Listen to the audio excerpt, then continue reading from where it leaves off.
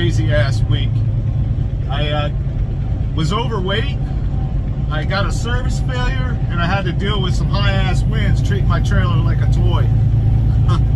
I want to thank everybody that subscribed to me, and one person made a comment on one of my last videos asking if company people, he was saying that 31 cents is okay with him per mile if he could get 3,000 miles a week. It ain't gonna happen. Not on the company side. At least I'm not a company driver, so I really couldn't tell you 100%. But the way some of these loads they give me, I turn them down because there's too much time sitting on it.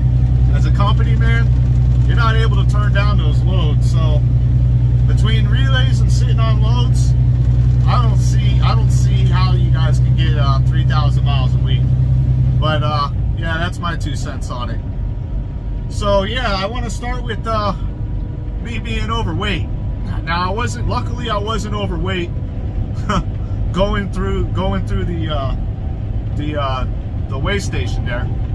But I left the shipper, and Jesus, I drove like 50 miles before I stopped. Lesson I learned the hard way, guys. As soon as you leave the shipper, stop at your first Catskill you can get to. That way, if you are overweight, it's not that far, of a drive back to get back to have it moving around. So yeah, I was overweight on the scale, and I had to drive 50 miles back. I wasn't overweight as far as being over 80,000 pounds, but they put all that shit towards my drive axles when they loaded it. So it didn't matter how much I slid my tandems, I was still overweight on my drive axles. So yeah, I had to drive, I drove 50 miles towards the direction of my final, and then I had to drive another 50 miles back for them to rearrange it. And they took forever doing that, of course. And then I had to drive another 50 miles back in the other direction just to catch up to where I was at. So yeah, that's not going to happen again. What else? Oh yeah, my service failure. So not too happy about that. It wasn't TransAm's fault. It was completely my fault. I was tired as hell. The day before, I got up at I started driving at 3 in the morning, and I ended up working until like 5, 6 in the evening. So when they gave me the load, I've been running off recaps all week long. So when they gave me the load, it was the final day towards pay period, and I just wanted to make the miles I could make with the time that I had left on my clock, and I just accepted the load without really seeing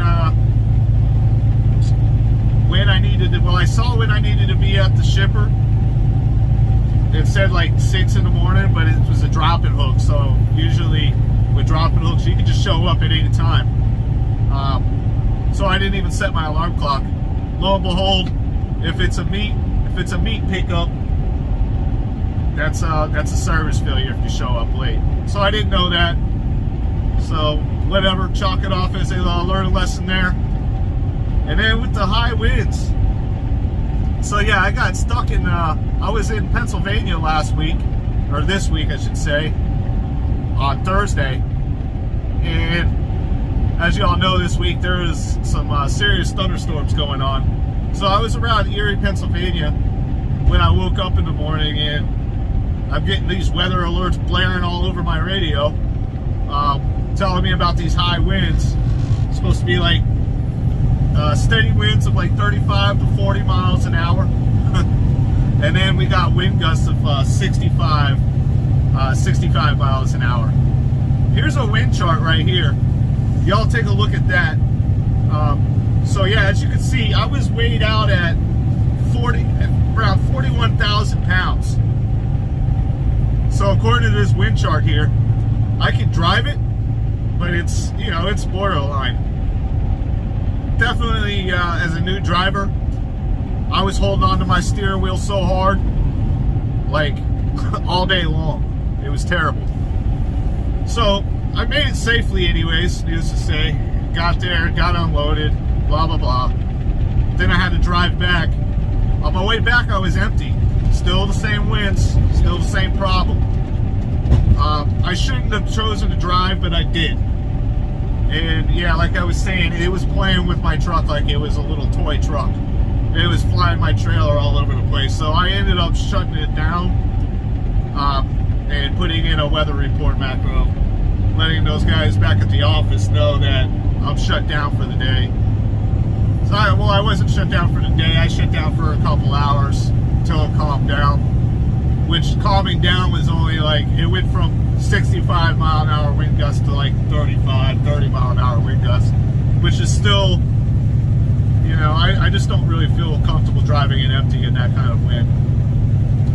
So, yeah, I mean, I had to deal with that. And on my way, while I was driving empty during those winds, I literally drove past a semi-truck rolled over on its side. Scared the shit out of me, made me think twice of what I was doing, which really encouraged me to pull over. So yeah, I did just that. Check out this video, this little clip here of me riding into Buffalo, New York with those high winds. It's hard to tell because I got stabilization on my phone, but it doesn't look as bad. But yeah, it was terrible. It was pouring rain, going through a thunderstorm with these high winds. So yeah, check this out.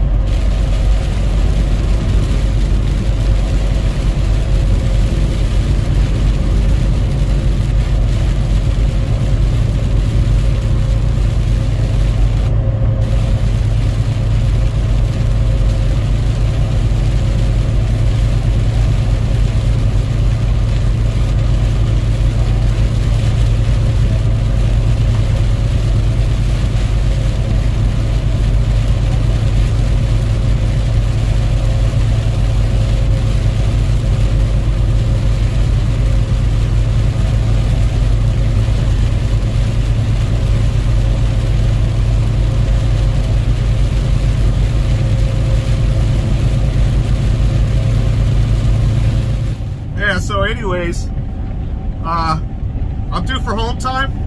I'm picking up in, where the hell am I picking up? Kansas City. Then I'm dropping off in Kansas City, and then I'm loading up in Missouri and heading to Georgia, drop that load off, and then I'll be going back to Florida. So I haven't had any home time since the beginning of February. I'm looking forward to it. Good to see my girl. And yeah, I'll talk to you guys when I get back on the road. Be easy.